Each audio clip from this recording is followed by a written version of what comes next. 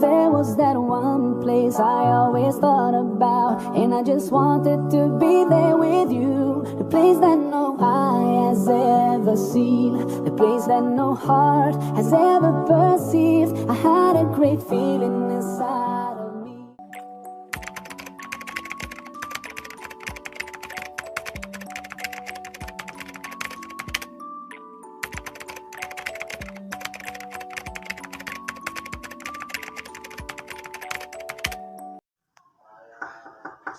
Assalamualaikum. Ya, waalaikumsalam. Silakan masuk. Silakan duduk.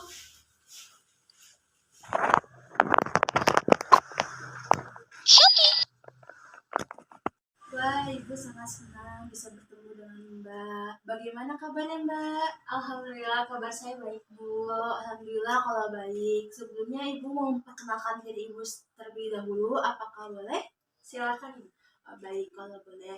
Perkenalkan, nama Ibu Maulidina Saharani sebagai konselor yang akan menangani permasalahan Mbak, atau yang akan membantu Mbak mencarikan solusi bagi permasalahan Mbak, supaya masalah Mbak itu dapat teratasi oleh diri Mbak sendiri.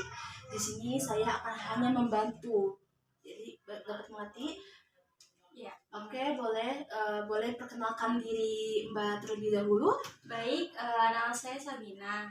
Oh, bagus sekali namanya Sabina. Oh iya, dari tadi saya manggil Mbak aja nih. Mau dipanggil apa nih Mbak? Mbak, kakak, atau apa nih? Kayaknya Mbak aja ya. Oh ya, udah Mbak aja. Oh ya, tadi kesini naik apa Mbak? Kebetulan tadi saya kesini naik motor. Oh, naik motor. Tadi kesini sama siapa ya? Saya sendiri kesini. Sebetulnya tadi mau ngajak saudara, cuma gak jadi. Oh, kalau boleh tahu kenapa ya tidak jadi ya Mbak? Karena saya takutnya kalau saya mengajak saudara saya kesini, nanti jadi kurang nyaman sayanya dalam bercerita. Iya sih Mbak, lebih baik sendiri ya kesininya. Kalau boleh tahu, Mbak Sabina ini tinggal di mana ya? Saya tinggal di Depok. Oh, tinggal di Depok. Oh, lumayan ya tadi perjalanannya berarti ke sini. Iya, lumayan jauh. Terus tadi bagaimana Mbak perjalanannya? Lancar atau bagaimana Mbak? Alhamdulillah sih kondisinya tidak terlalu padat seperti biasanya ya. Jadi ya lumayan lancar lah tadi. Oh, alhamdulillah ya Mbak kalau lumayan lancar. Kalau boleh tahu nih Mbak ya, hobi Mbak itu apa ya? Untuk hobi saya itu, saya hobi membuat kue. Oh, bagus sekali hobinya Mbak untuk membuat kue. Oh, kalau boleh tahu tujuan Mbak datang kepada saya itu untuk apa? Boleh diceritakan? Jadi tujuan saya kesini karena saya ingin mencari solusi dari apa yang saya alami. Oh, baik kalau begitu. Apakah sebelumnya Mbak Sabina pernah melakukan konseling individu sebelumnya? Sebelum ini saya belum pernah melakukan konseling individu sih, Bu. Oh, kalau belum pernah, boleh saya menjelaskan sedikit tentang konseling individu itu apa dan asas-asas yang ada di dalam konseling individu itu tersendiri? Ya, silakan Ibu. Baik. Konseling individu adalah suatu layanan yang diberikan kepada konseli atau klien atau seorang individu untuk menyelesaikan masalahnya. Lalu dalam konseling individu ini juga ada beberapa asas. Yang pertama itu ada asas keterbukaan, yang dimana Mbak Sabina harus bercerita itu dengan terbuka, jangan ada yang ditutup-tutupi sama sekali. Jadi Mbak Sabina harus terbuka menceritakan semuanya tentang permasalahan Mbak supaya konseling individu ini berjalan dengan efektif dan lancar, dan Mbak Sabina bisa mendapatkan solusi setelah melakukan konseling individu ini kepada saya. Lalu yang kedua itu ada asas kerahasiaan, yang dimana asas ini sangat penting ada di konseling individu. asas kerahasiaan ini yang dimana nantinya Mbak Sabina bercerita kepada saya. Jadi Mbak Sabina jangan khawatir tentang apa nanti cerita Mbak Sabina bisa terbongkar atau dapat diketahui oleh orang lain, keluarga, sahabat, atau yang lainnya. Karena nanti cerita Mbak kepada saya itu sangat rahasia. Jadi tidak mungkin untuk saya bocorkan ke yang lain gitu Mbak. Lalu yang ketiga itu ada asas kesukarelaan, yang dimana asas ini juga sangat penting. Asas kesukarelaan ini adalah tanpa adanya paksaan dari seseorang. Jadi Mbak Sabina ini datang kepada saya atau kepada konselor bisa selain saya itu dengan sukarela, dengan tidak adanya tekanan atau paksaan dari luar, dari lingkungan seperti orang tua, keluarga, saudara, sahabat, atau teman, dan lain-lainnya. Tanpa ada paksaan, Mbak datang kepada saya dengan sukarela. Dan yang keempat, yang terakhir itu ada asas kegiatan, yang dimana Mbak Sabina harus mengikuti setiap tahap dalam konseling individu ini tanpa ada yang terlewat. Dapat dimengerti Mbak Sabina? Iya, baik Bu, sudah dimengerti. Oke, kalau boleh tahu apa yang menjadi permasalahan Mbak Sabina saat ini? Apakah permasalahan itu dapat dibicarakan bersama?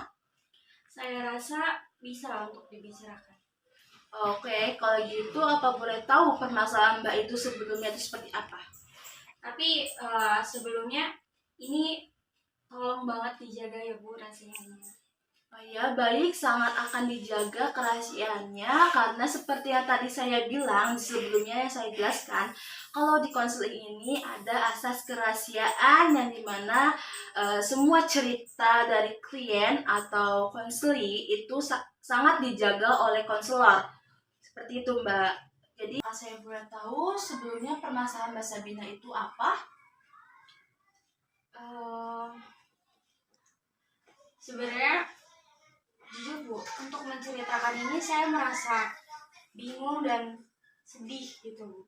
Kenapa Mbak Sabina merasa bingung dan sedih? Karena yang saya alami ini, pertama saya bingung bagaimana cara saya mengatasi apa yang menjadi masalah saya ini. Yang sedihnya itu saya merasa berbeda dari teman-teman saya. Ketika teman-teman saya berani tampil, tetapi saya tidak berani.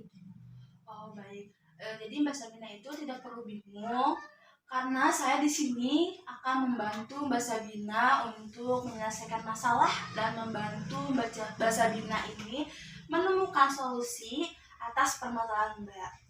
Mbak Sabina juga jangan merasa kalau Mbak Sabina itu berbeda dari teman-teman yang lain karena kita semua itu sama Mbak. Kalau boleh tahu permasalahan yang lebih mendalamnya itu apa ya Mbak? Jadi ketika saya tampil di depan umum, di depan banyak orang, saya itu mengalami yang namanya rasa cemas. Lalu saya gugup dan gemetar. Sehingga apa yang akan saya sampaikan tidak sesuai dengan yang sudah saya siapkan. Dan ketika ada teman atau dosen yang bertanya kepada saya tidak bisa menjawabnya karena saya merasa cemas dan gugup. Hal itu juga yang menyebabkan saya jarang untuk ikut berpendapat atau berbicara dengan teman sekelas atau berpendapat ketika dosen sedang bertanya dalam kegiatan belajar mengajar seperti itu. Oh baik. Apakah sebelumnya Ibu boleh tahu perasaan gugup dan cemas ini Mbak boleh menceritakan lebih lanjut lagi kepada saya tentang perasaan gugup dan cemas ini? Jadi ketika saya sudah sampai di depan, lalu saya sudah menyalakan PowerPoint-nya,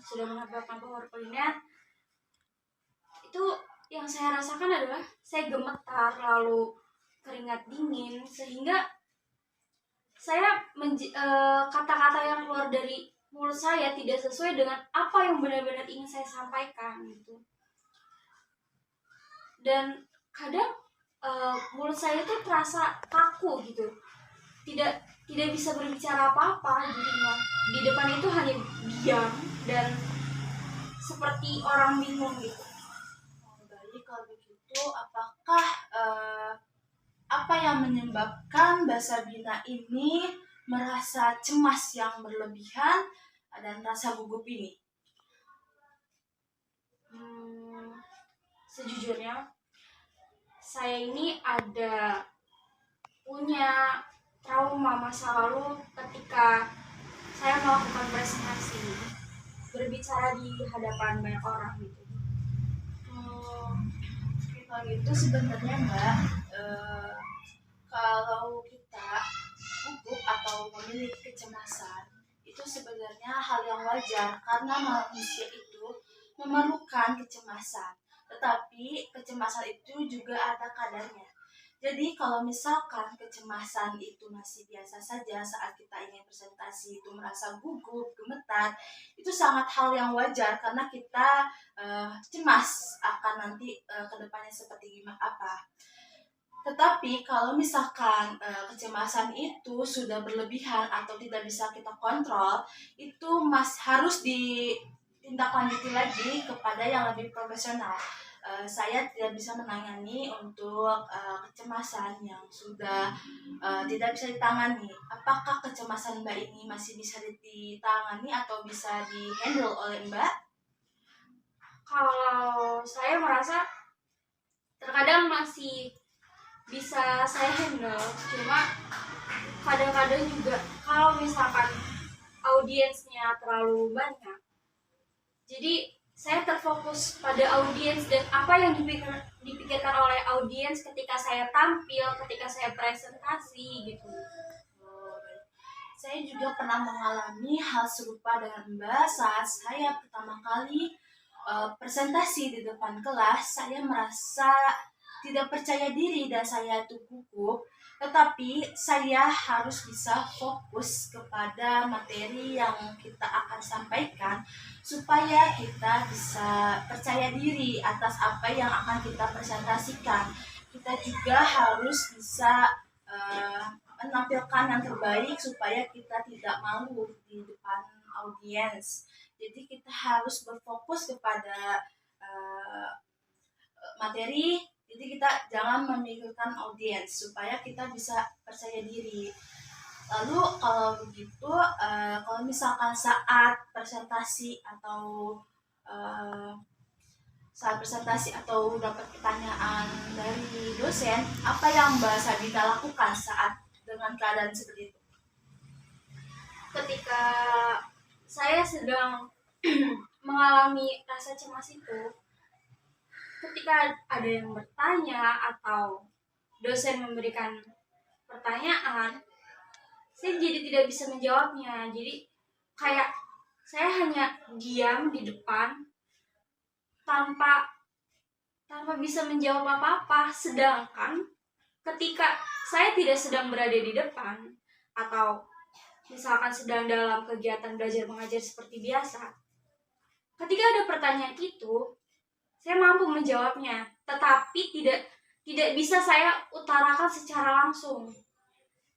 Tetapi kalau misalkan kayak untuk menjawab soal atau segala macam gitu, saya bisa gitu. Apakah hal tersebut dalam keadaan seperti itu Mbak Sabina merasa senang atau nyaman saat berada di kelas? Untuk saya yang berdiam diri, saya merasa tidak nyaman karena mungkin orang berpikir saya seperti mengasingkan diri dari mereka, tetapi mereka tidak tahu apa yang saya rasakan. Saya tidak bisa untuk terlalu lama berinteraksi dengan orang gitu, karena saya termasuk orang yang memikirkan kata-kata saya salah gak ya gitu, atau orang ini menanggapi apa yang saya bicarakan tuh seperti apa seperti. Apa yang diinginkan Mbak Sabina setelah melakukan konseling? Jadi harapan saya setelah saya melakukan konseling dengan Ibu Dina. Saya berharap saya mampu mengatasi masalah saya dan meningkatkan rasa percaya diri saya ketika tampil di hadapan banyak orang dan mempresentasikan sesuatu, juga menjawab pertanyaan-pertanyaan dari orang atau dari dosen tuh saya tidak merasa gugup lagi seperti itu. Oh baik, bagus sekali Mbak Sabina. Sudah ada keinginan untuk bisa mau percaya diri. Ibu sangat senang sekali mendengarnya. Lalu apa rencana Mbak atau penanganan Mbak saat merasa di keadaan itu? Kalau ketika saya merasa cemas gitu, jujur pada saat itu saya bingung, saya tidak tahu bagaimana ya cara yang tepat dan agar benar-benar hilang rasa cemas itu. Karena dengan saya mencoba mengatur pernapasan, tarik nafas segala macam itu tidak membantu gitu. Apa yang membuat Mbak bingung? Karena yang saya bingung dan yang saya takutkan adalah ketika nanti saya presentasi di hadapan teman-teman sekolah saya, lalu tidak sengaja saya melakukan kesalahan pelafalan suatu kata, maka saya akan ditertawakan oleh teman-teman saya. Apakah Mbak Sabina sudah mencoba yang terbaik untuk saat presentasi? Saya rasa kayaknya belum sih Bu. Kenapa Mbak Sabina kalau merasa belum? Kenapa Mbak Sabina bisa berpikiran negatif saat presentasi? Kalau Mbak Sabina salah berbicara akan ditertawakan. Kenapa Mbak Sabina berpikiran negatif seperti itu? Kalau itu kan tadi sebelumnya saya sudah ceritakan bahwa saya mengalami trauma pada masa lalu saya. Saya rasa mungkin yang menyebabkan saya menjadi overthinking atau negative thinking dengan audiens, dengan teman-teman saya adalah kejadian pada masa lalu yang saya alami sih. Oh baik, mengerti. Lalu setelah kalau boleh tahu nih, setelah kita melakukan konseling ini, apa yang Mbak Sabina rasakan? Saya merasa jauh lebih tenang dan berkurang apa yang menjadi beban pikiran saya, karena jujur saja yang namanya rasa kurang percaya diri saat tampil di depan umum, rasa gugup, rasa cemas itu benar-benar menjadi beban pikiran saya dan membuat saya suka overthinking kayak gitu sih. Baik, alhamdulillah kalau Mbak Sabina sudah merasa tenang dan lega setelah bercerita atau berkonseling kepada saya. Kalau sebelumnya Mbak Sabina masih bingung apakah sekarang sudah ada rencana untuk tindak lanjut untuk kedepannya agar Mbak Sabina lebih percaya diri saat presentasi dan menjawab pertanyaan dari dosen dan teman-teman yang akan bertanya saat Mbak Sabina presentasi. Kalau untuk rencana kedepannya, mungkin kan tadi saya masih merasa bingung, kayak dengan mengatur pernapasan tidak mempan. Mungkin untuk kedepannya nanti saya akan mencoba lebih mempelajari lagi materi yang akan saya sampaikan, lalu ketika saya tampil di depan, saya lebih fokus kepada materi yang akan saya sampaikan, bukan kepada audiens dan apa yang dipikirkan oleh audiens. Lalu mungkin saya akan berpenampilan dengan rapi, itu saya merasa akan menambah rasa percaya diri saya sih nanti ketika tampil di depan banyak orang. Seperti itu. Oke, kalau itu berarti Mbak Sabina sekarang sudah tahu nih apa yang Mbak Sabina akan lakukan ketika sebelum presentasi berlangsung. Itu sudah bagus sekali. Jadi saya simpulkan untuk setelah kita melakukan konseling ini, saya akan menyimpulkan berarti Mbak Sabina nanti akan melaksanakan yang pertama itu Mbak Sabina akan bertampil rapi supaya nanti saat presentasi kepercayaan Mbak Sabina itu meningkat dan Mbak Sabina bisa lebih fokus kepada materinya dan tidak terfokus terhadap fokusnya terpaku kepada audiens. Dan yang kedua itu adalah Mbak Sabina akan berpenampilan rapih. Saat akan memulai presentasi. Apakah Mbak Sabina yakin akan melakukan hal itu? Saya yakin. Bagus sekali jika Mbak Sabina sudah yakin akan melakukan hal tersebut. Jadi kita itu memang harus menguasai materi yang akan kita presentasikan. Dengan menguasai materi tersebut, Mbak Sabina kita itu bisa lebih percaya diri saat presentasi nanti. Dan kita juga akan bisa menjawab pertanyaan dari dosen dan tidak akan gugup lagi. Baik, Bu. Saya mengerti.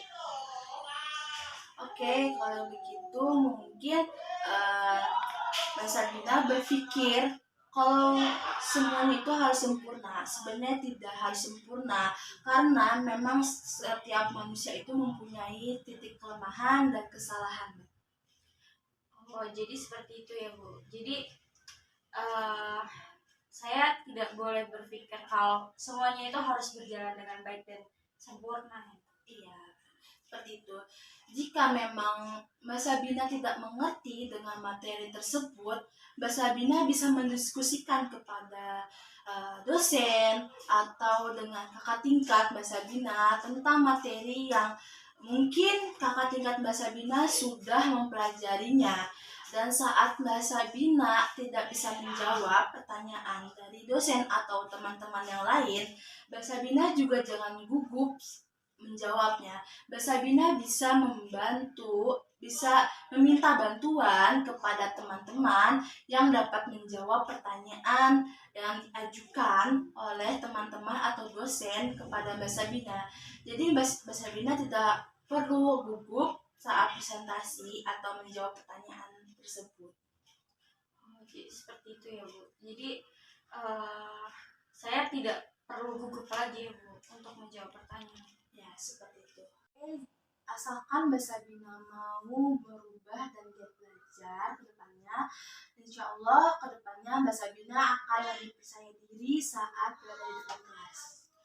Baik, Bu, setelah mendengar penjelasan dari Ibu, saran-saran dari Ibu, saya menjadi lebih bersemangat lagi untuk lebih giat lagi nanti dalam belajar. Oke, syukurlah kalau Mbak Sabina ada keinginan untuk bersemangat untuk belajar. Kalau begitu, saya ulang lagi ya, memberikan kesimpulan setelah kita melakukan konseling ini. Jadi Mbak Sabina akan melakukan sebelum presentasi, Mbak Sabina akan melakukan berpenampilan dengan yang rapi dan mempelajari materi sebelumnya akan dipresentasikan. Lalu apakah sudah cukup? Ada yang ingin Mbak Sabina tanyakan lagi? Menurut saya sudah cukup sih, Bu, untuk sesi hari ini. Oke, baik. Jika sesi ini sudah cukup, Mbak Sabina merasa cukup, mungkin nanti kita akan melanjutkan sesi selanjutnya. Saya akan melihat perkembangan Mbak Sabina untuk kedepannya. Mungkin sesi saat ini kita akhiri. Mungkin sekian untuk hari ini. Terima kasih Mbak Sabina. Ya, terima kasih juga atas saran dan nasihatnya. Oke, baik. Kalau begitu saya antar ke depan, ayo. Baik, terima kasih ya, Bu. Iya, Mbak Sabina, saya antar. Hati-hati di jalan ya, Mbak Sabina. Iya, assalamualaikum. Waalaikumsalam. Hope you do.